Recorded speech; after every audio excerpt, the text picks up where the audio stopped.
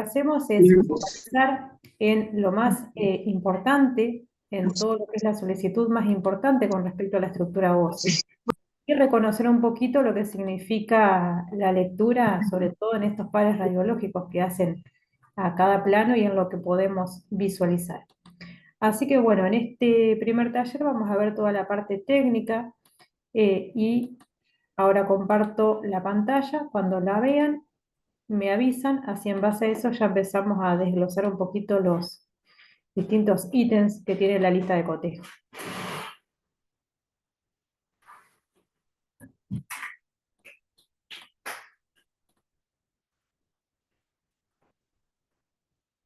Muy bien.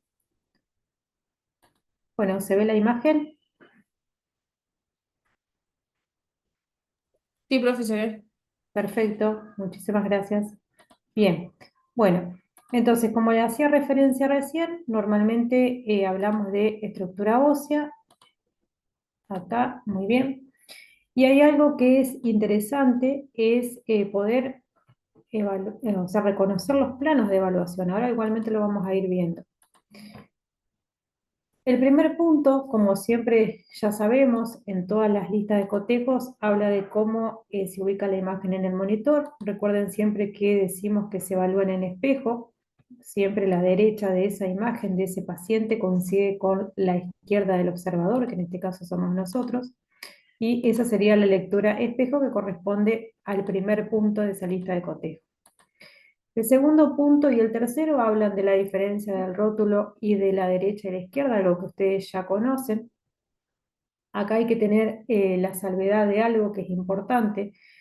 Es muy posible a veces que hablemos de una imagen unilateral o bilateral cuando hablamos sobre todo de miembros superiores y miembros inferiores. ¿Por qué? Porque no siempre vamos a observar en forma bilateral a estas estructuras óseas. Por ejemplo, en el caso de la mano, nosotros acá tenemos una RX de ambas manos frente, pero no siempre vamos a pedir ambas manos frente.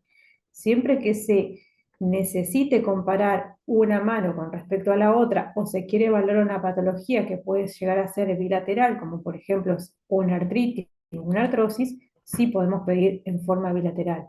Pero si no, normalmente vamos a pedir la mano derecha o la mano izquierda de acuerdo a donde esté lo que yo quiero evaluar con esa imagen. Por eso, cuando hablamos de región anatómica, podemos decir, como en este caso, una RX de ambas manos, o puedo llegar a decir RX de mano derecha o izquierda. Que la particularidad que tiene normalmente la imagen es que por lo general se pone en alguno de esos márgenes qué mano o qué pie o qué codo o qué hombro es el que estamos evaluando, si es el derecho o es el izquierdo. Entonces, cuando ustedes visualicen la D, o como en este caso, la palabra derecho, abreviado, significa que esta es la mano derecha. En este caso, esta abreviación nos está indicando que esta es la mano izquierda, ¿sí? Entonces, esa indicación les permite con seguridad saber que están evaluando la imagen del sector anatómico que solicitaron. Bien, con respecto a el plano de evaluación, que esto es importante, nosotros sabíamos hasta acá, con todas las estructuras que estuvimos viendo y todos los otros pares radiológicos, que siempre hacíamos referencia al frente y al perfil. El frente es el plano coronal, el perfil es el plano sagital. ¿Qué es lo que pasa dentro de la estructura ósea? A veces hablar de un perfil implica que no siempre nos va a permitir evaluar esa estructura ósea como corresponde. Vamos a ir al caso puntual de la mano. En un plano frente de mano, yo puedo evaluar todas las estructuras óseas correspondientes a los distintos dedos, por ejemplo, ¿sí? Y metacarpianos que hacen a toda la estructura ósea de esa mano. Los puedo evaluar por separado y puedo hacer un buen seguimiento de la estructura ósea. Imagínense ustedes si estuvieran descartando o confirmando la posibilidad de alguna fractura en alguno de los dedos. Vamos a poner, por ejemplo, el cuarto o el tercer dedo. Pido el frente, puedo distinguir cuál es el tercero y cuál es el cuarto. Pero si yo pido un perfil, fíjense cómo queda la mano en un perfil estricto. La estructura ósea se superpone una por encima de la otra y es muy difícil saber en esta imagen cuál es el dedo tercero y cuál es el cuarto, porque están totalmente superpuestos. Entonces, lo más lógico sería que en lugar de pedir un perfil, pida una RX oblicua, donde la mano adopta una forma de abanico, donde los dedos tienen una disposición oblicua y a su vez permite poder distinguir cuál es un dedo con respecto al otro. Y tengo la información entonces en otro plano, en el frente y en el oblicuo de todas las estructuras óseas que quiero evaluar. ¿Cuándo voy a pedir un perfil estricto, por ejemplo, de mano?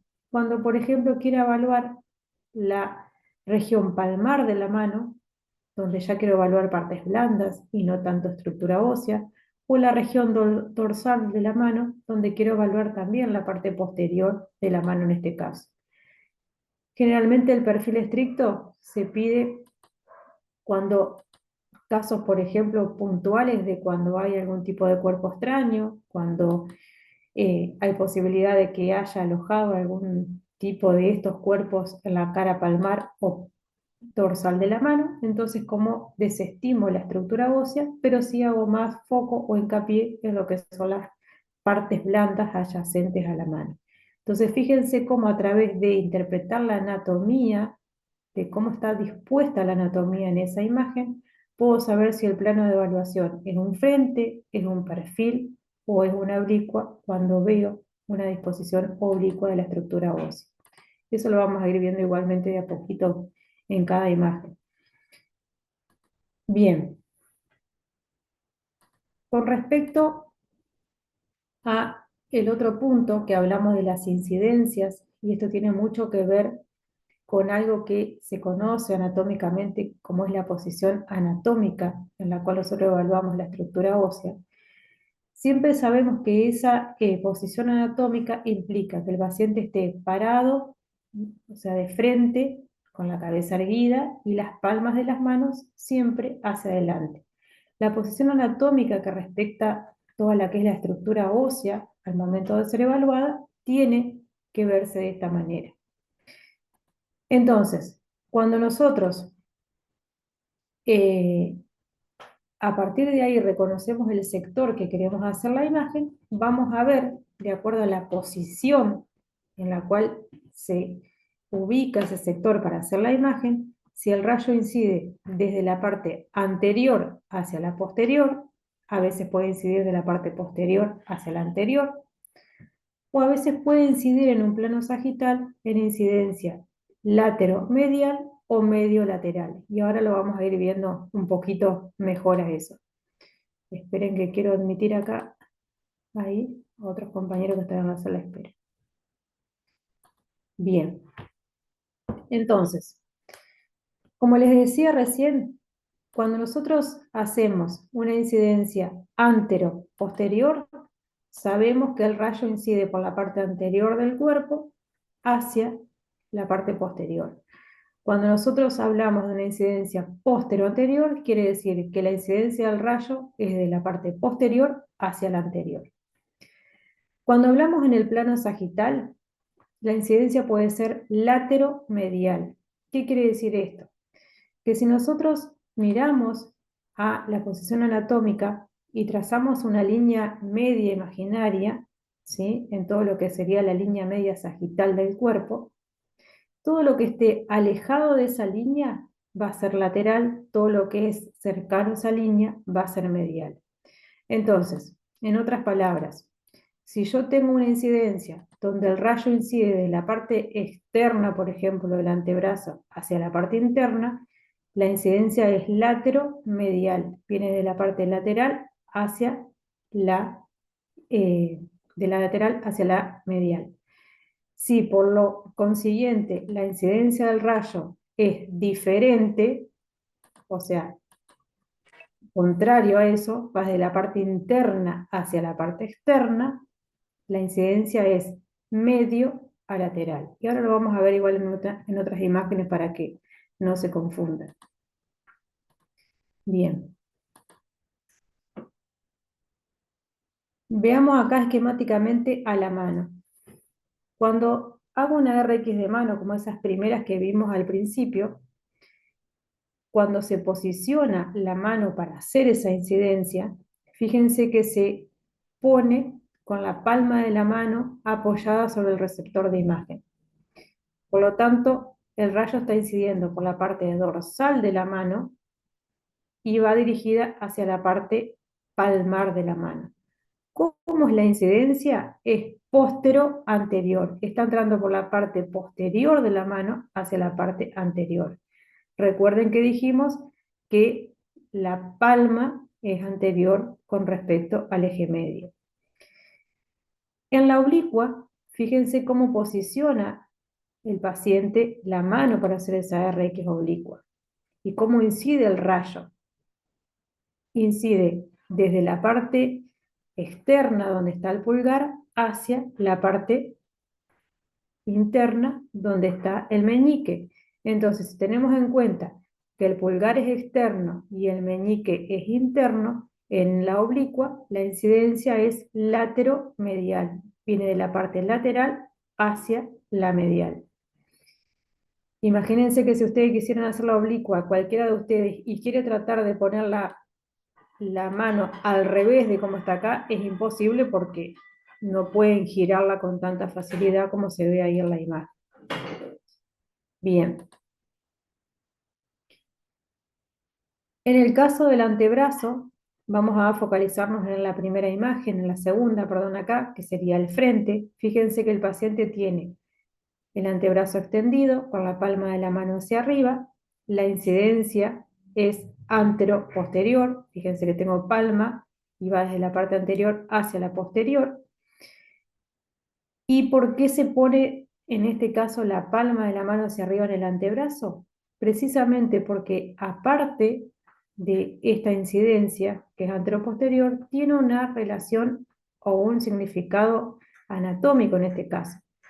Si nosotros tenemos la palma de la mano hacia arriba, el antebrazo, la estructura ósea que forma parte del antebrazo, que es ese cúbito y ese radio, mantienen una posición, digamos, paralela, sin ningún tipo de superposición.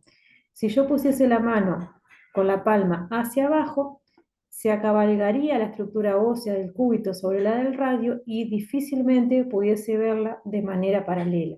Entonces, siempre la incidencia en el antebrazo antero-posterior se realiza de esa manera porque la mejor forma de poder evaluar la estructura ósea siempre va a ser con la posibilidad de que se vean en forma paralela y no una superpuesta con la otra. En el caso de el perfil, fíjense que el brazo adopta un ángulo de 90 grados con respecto, el antebrazo con respecto al brazo. Acá arriba tengo pulgar, por debajo tengo meñique. La incidencia es lateromedial, va de la parte más externa del brazo hacia la parte interna. Y la idea de esa imagen es que se puedan observar las estructuras que ahora sí van a tener una superposición porque está una por encima de la otra, donde yo pueda ver ningún tipo de rotación también y que pueda observar bien, sobre todo, la articulación que tiene en este caso con el codo y la articulación que tiene con el sector más distal, que en este caso es la muñeca.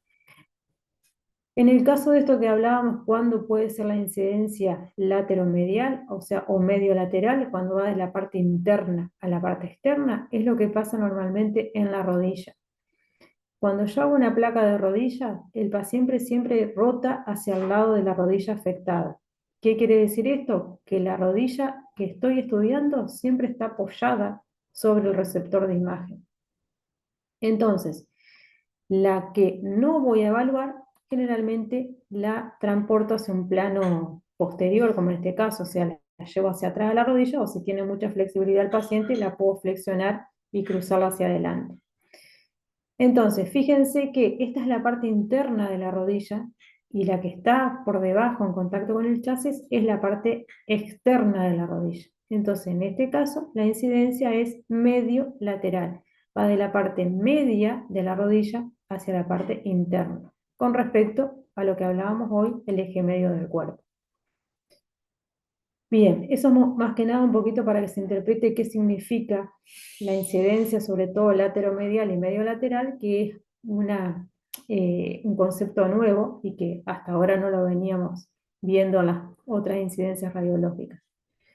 Con respecto a la penetrancia de las imágenes, nosotros decíamos que la imagen tenía una buena penetrancia si se veían las tres densidades presentes. ¿Qué es lo que pasa? En la estructura ósea, normalmente no vamos a ver aire, que es la densidad radiolúcida. ¿Sí? Si estuviésemos viendo aire en la estructura ósea, estamos frente, digamos, a algún tipo de patología y es lo que no estamos precisamente viendo ahora.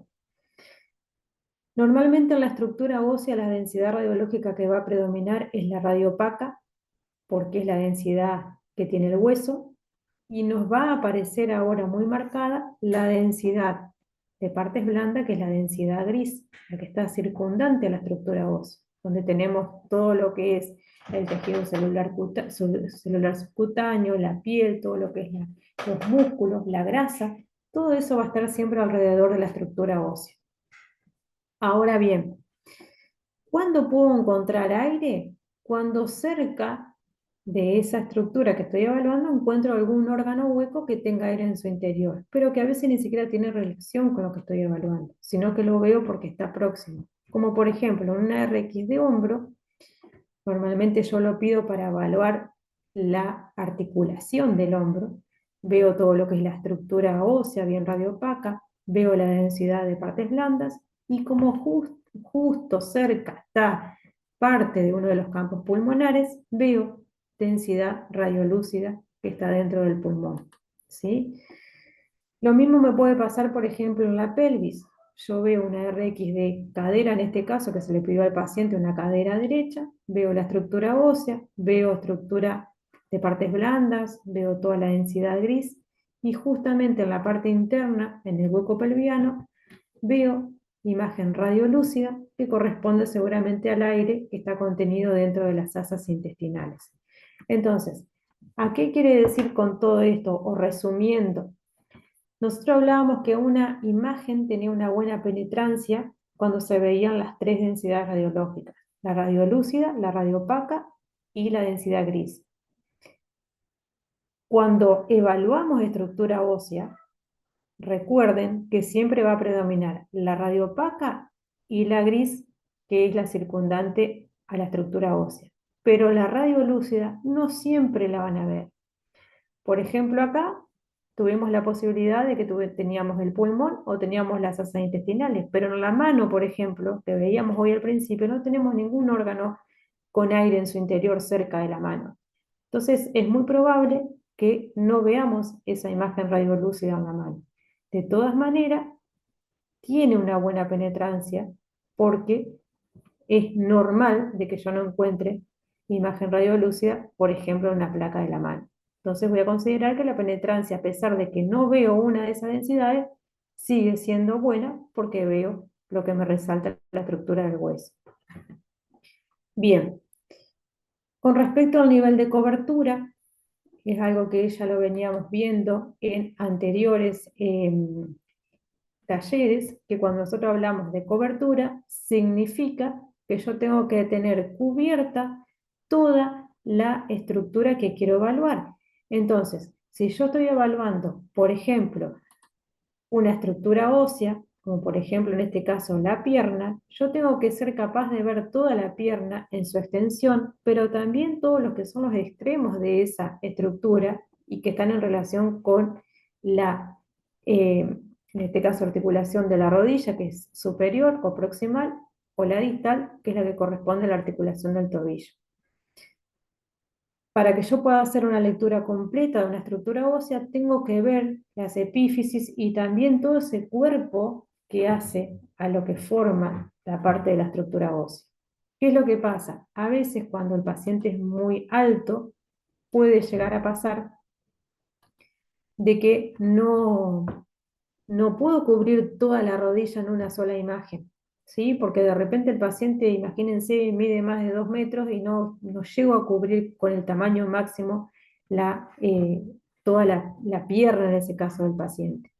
Entonces, hay dos cosas que son interesantes. O tenemos que hacerlo en dos partes, que es una posibilidad, o a veces también el médico puede poner en el diagnóstico presuntivo, considerando la altura que tiene el paciente, focalizar cuál es la zona de interés, si es la parte del tercio medio, inferior o el tercio medio superior. Entonces, llegado ese momento, teniendo esa guía que ustedes nos van a dar al momento de la solicitud, podemos obviar por cortar justamente la zona que a ustedes no les interesa evaluar.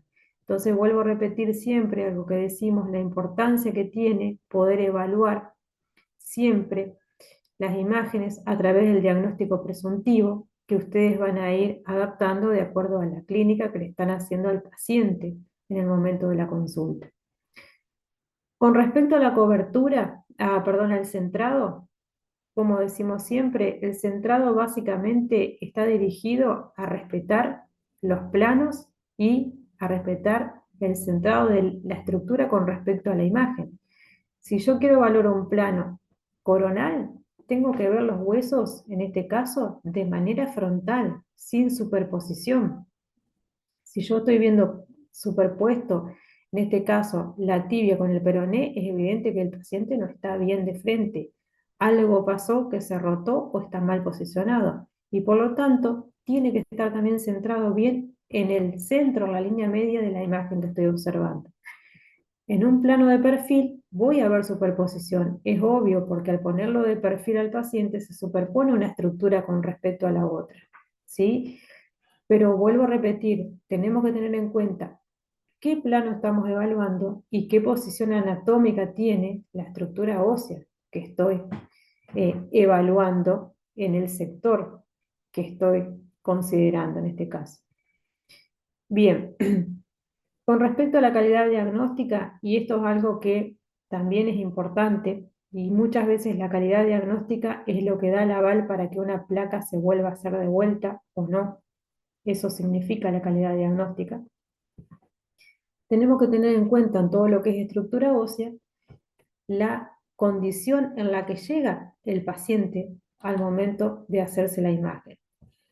Por ejemplo, si ustedes ven las tres imágenes que están en la parte inferior, ¿sí?, de la pantalla.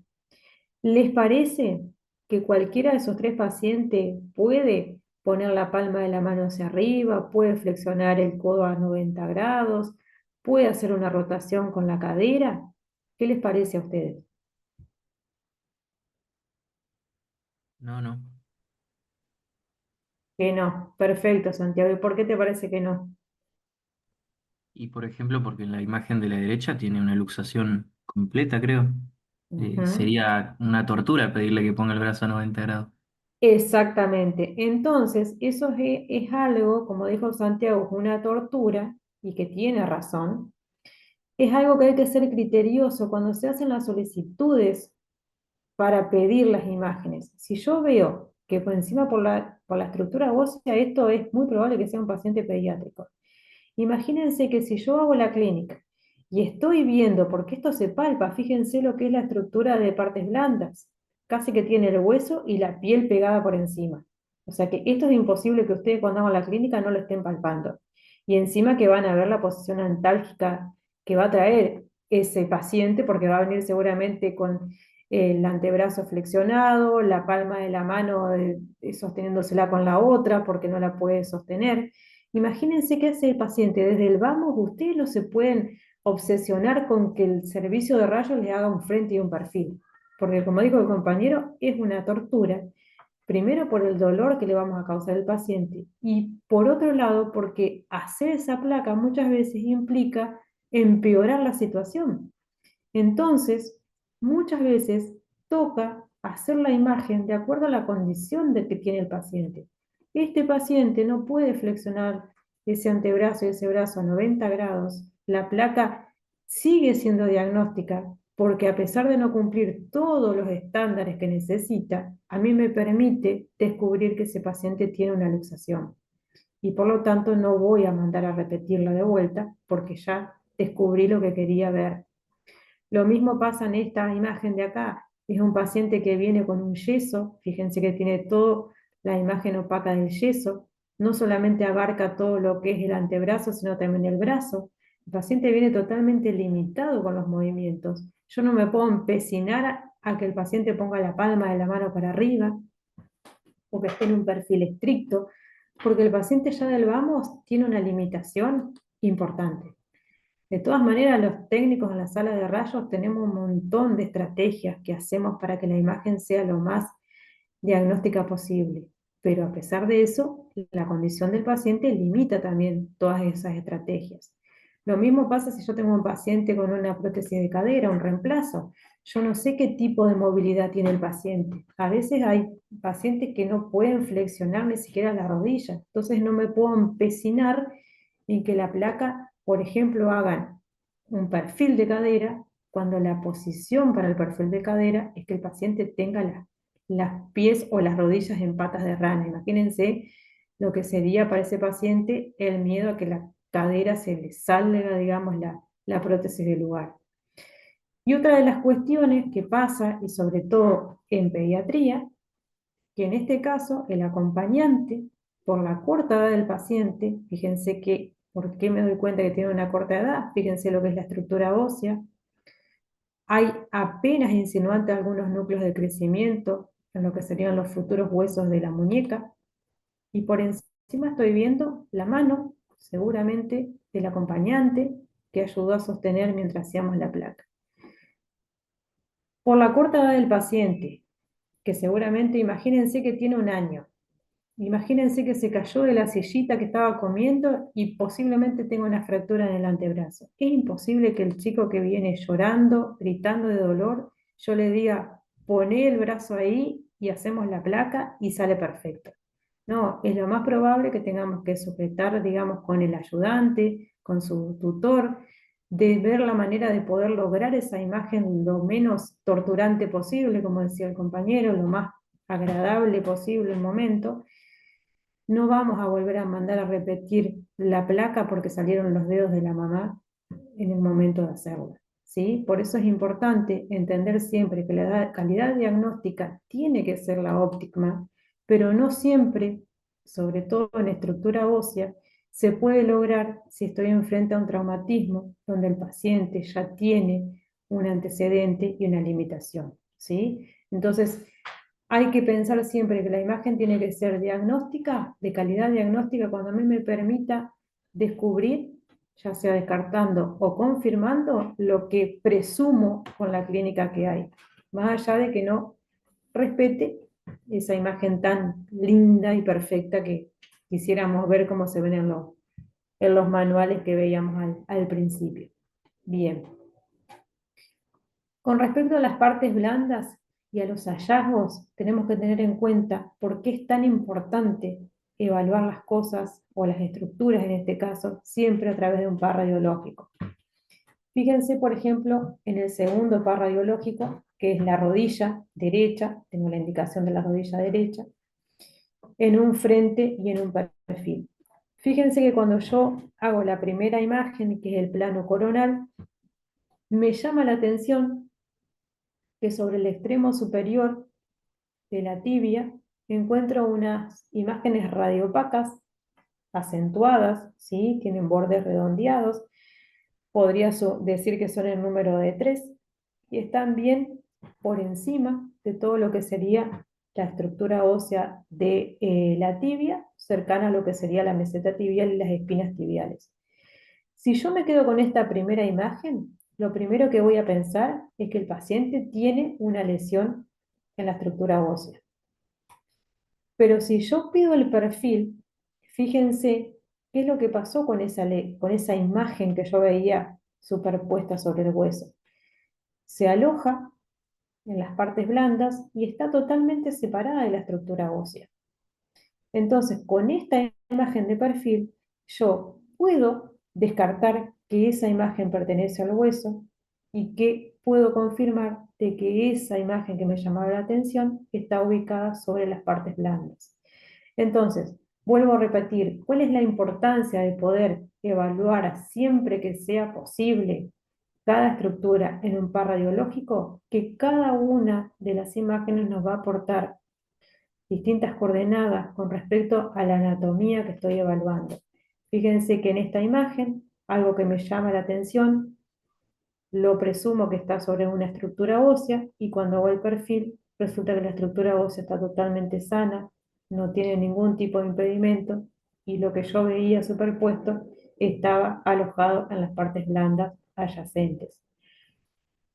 Me puede pasar como en este caso, donde veo una estructura metálica de densidad opaca, lineal, de bordes bien definidos, que está en forma longitudinal, oblicua, sobre la parte distal de la tibia, ¿sí? A la altura del maleolo externo, y fíjense, perdón, interno, y fíjense que presumo a través de la primera imagen que está sobre la estructura ósea. Cuando hago el perfil, la misma imagen sigue estando superpuesta sobre la estructura ósea. Por lo tanto, en las dos incidencias ya me quedo, digamos, tranquila también de que lo que presumí como estructura ósea en el perfil también está superpuesta a la estructura ósea. Por lo tanto, vuelvo a repetir la importancia que tiene poder evaluar en pares radiológicos para poder descartar o confirmar la presencia de un determinado elemento en una determinada estructura.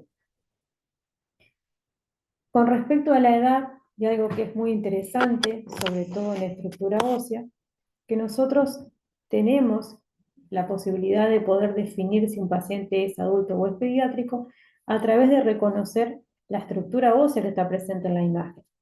Si ustedes miran la primera imagen que estoy señalando, vamos a ver una pelvis que está totalmente consolidada, hay una fusión y una osificación de todo lo que son las estructuras óseas que forman esa pelvis, hay un buen desarrollo y presencia de todo lo que es la articulación coxofemoral, tanto en el lado derecho como en el lado izquierdo.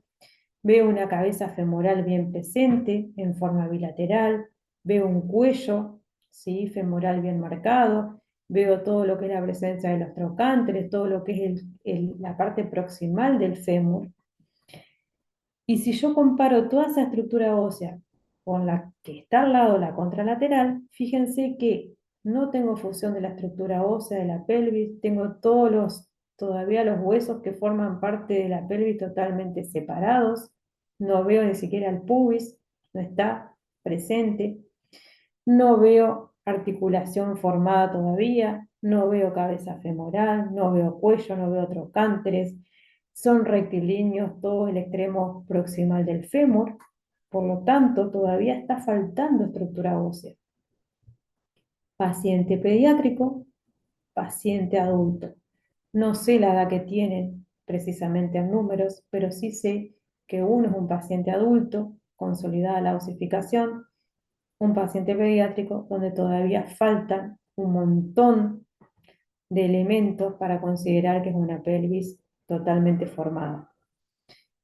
Lo mismo pasa en todo lo que es estructuras de huesos largos.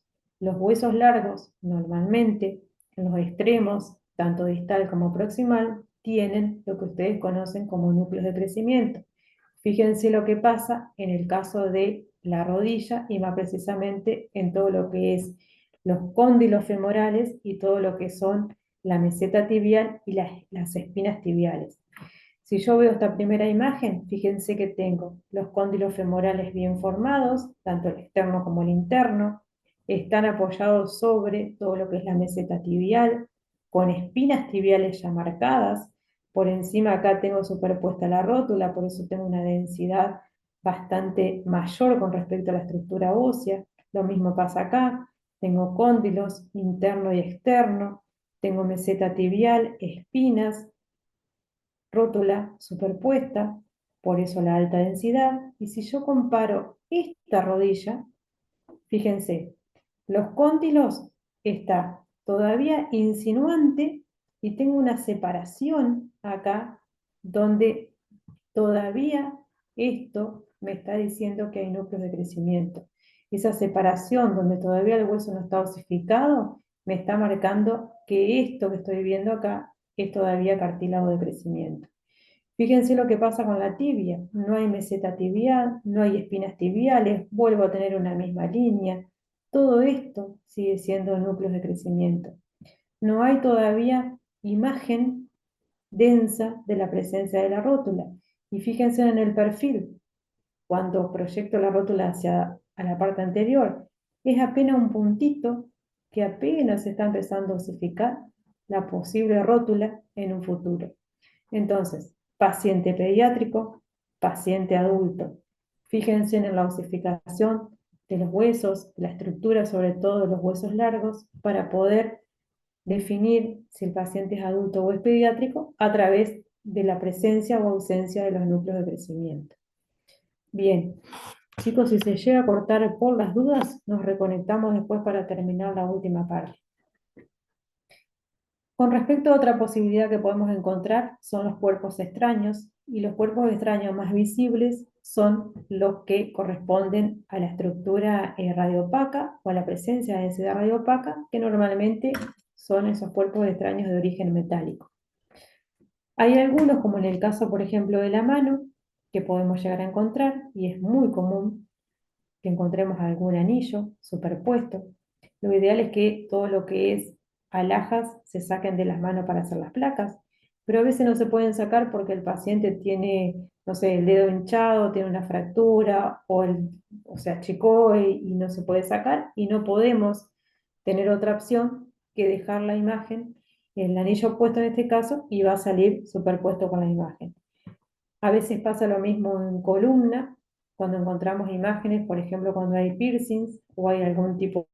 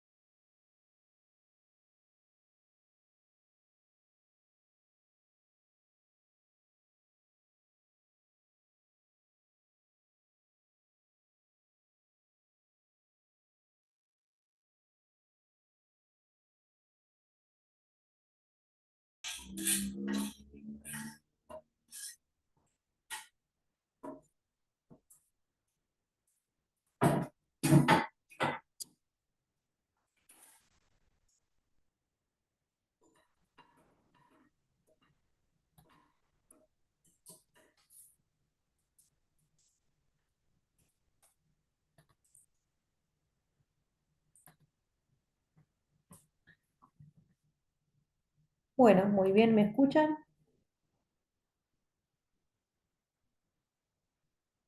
Sí, profe, se te escucha. Gracias, Ludmila. Bueno, por las dudas les digo que a los que están escribiendo en el chat desde hoy, a todos los voy leyendo, pero bueno, obvio no les puedo contestar, pero leí sus mensajes, así que quédense tranquilos.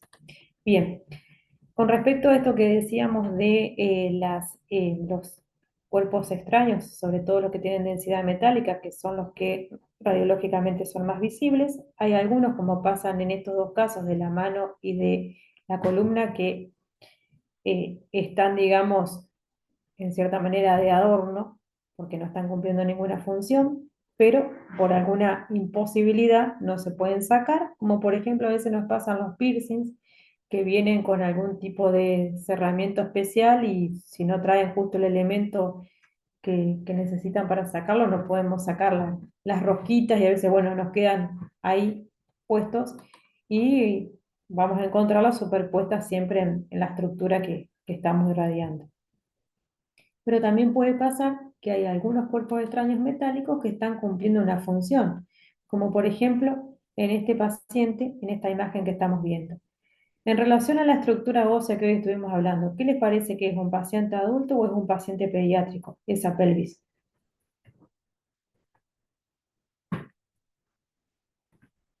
Pediátrico.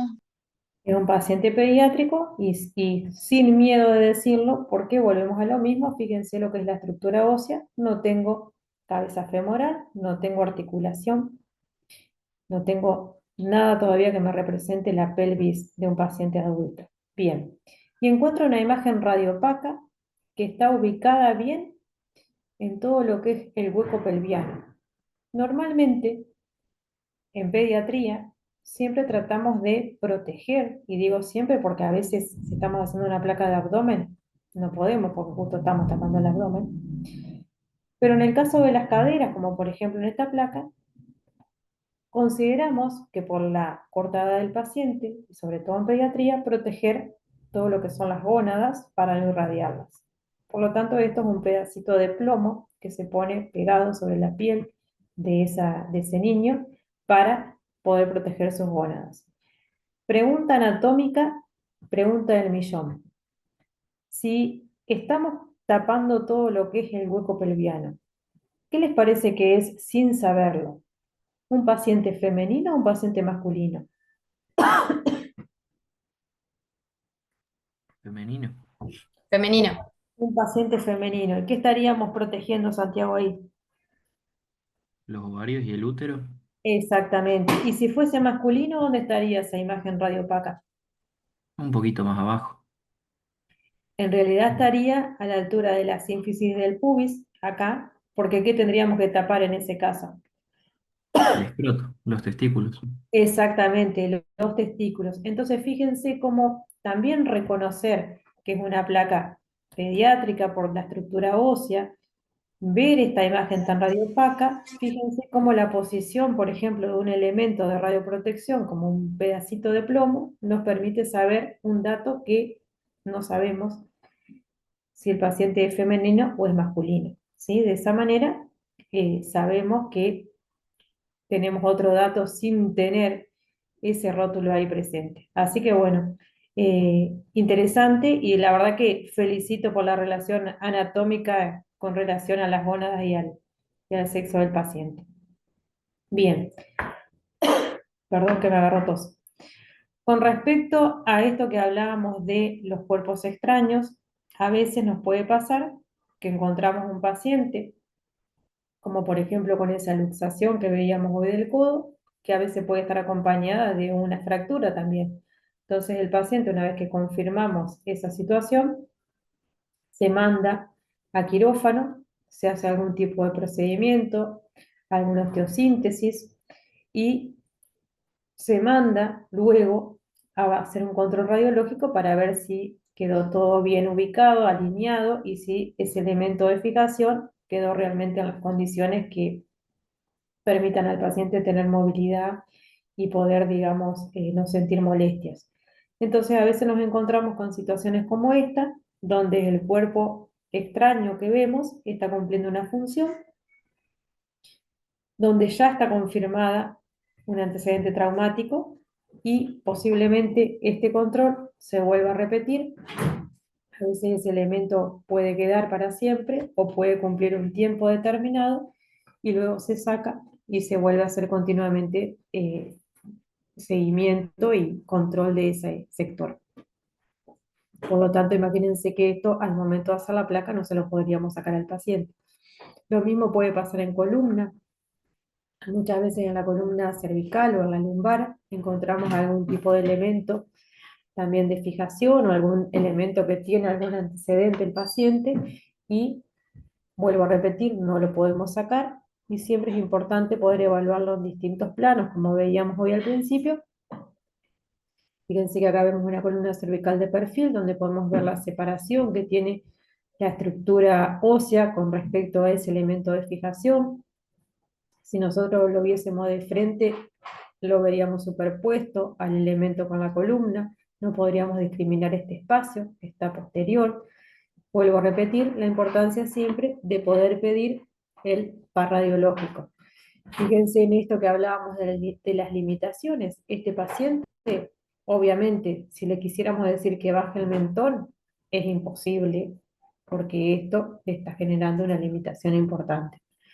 Y otra cuestión que podemos llegar a encontrar, que a veces está asociada a un sector y no tiene que ver con el sector, por ejemplo, cuando hacemos algún tipo de imagen donde hay alguna fractura de costilla, una fractura costal, a veces nos encontramos con situaciones como esta, donde encontramos un elemento radiopaco que simboliza la presencia de un marcapasos, que no tiene que ver precisamente con la fractura de costilla, pero sí está cumpliendo una función porque está dentro del tórax del paciente.